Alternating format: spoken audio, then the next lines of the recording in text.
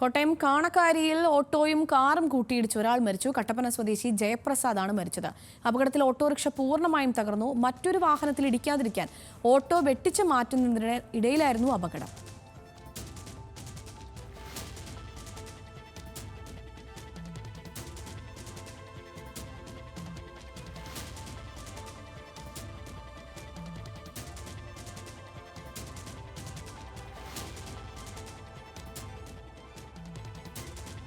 കൂടുതൽ വിവരങ്ങളുമായി ഗോകുൽ ചേരുന്നുണ്ട്. ഗോകുൽ, എപ്പോഴാണ് ഈ ദാരുണമായ സംഭവം ഉണ്ടായത്? ഒപ്പം തന്നെ ഈ മരിച്ച വ്യക്തി ആരാണ്? വീണ, ഇന്ന് ഉച്ചയ്ക്ക് 12 മണിയോട് കൂടിയിട്ടായിരുന്നു ഇത്തരത്തിലൊരു അപകടം ഉണ്ടാവുന്നത്. കോട്ടയം കാണക്കാരി ജംഗ്ഷനിലായിരുന്നു ഓട്ടോയും കാറും തമ്മിൽ കൂട്ടിയിടിച്ച് അപകടം സംഭവിച്ചത്. കാണക്കാരി ഭാഗത്ത് നിന്നും ഏറ്റുമാനൂർ ഭാഗത്തേക്ക് പോവുകയായിരുന്ന ഓട്ടോറിക്ഷയാണ് നിയന്ത്രണം തെറ്റി മറ്റൊരു കാറിലിടിച്ച് തവിട് പൊടിയാകുന്ന ഒരു സാഹചര്യം ഉണ്ടായത്. തൽക്ഷണം തന്നെ ഓട്ടോ ഓടിച്ചിരുന്ന ഡ്രൈവർ മരിക്കുകയും ചെയ്തിട്ടുണ്ട്. കട്ടപ്പന സ്വദേശിയായിട്ടുള്ള ജയപ്രസാദ്, 50 വയസ്സുള്ള ജയപ്രസാദാണ് മരിക്കുകയുണ്ടായത്. ഇയാൾ കൺസ്ട്രക്ഷൻ വർക്ക് ചെയ്യുന്ന തൊഴിലാളിയാണ്.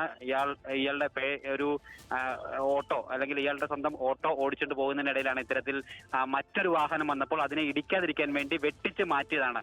ആ സമയം എതിർ ദിശയിൽ വന്ന മറ്റൊരു കാറിനിട്ട് ഇടിച്ചുകൊണ്ട് ഈ അപകടം സംഭവിക്കുകയായിരുന്നു. ഈ അപകടത്തിൽ ഓട്ടോറിക്ഷ പൂർണ്ണമായിട്ടും തകർന്നു പോയി. അപകട സമയം തന്നെ ഡ്രൈവർ ജയപ്രസാദ് മരിക്കുകയും ചെയ്തിട്ടുണ്ട്.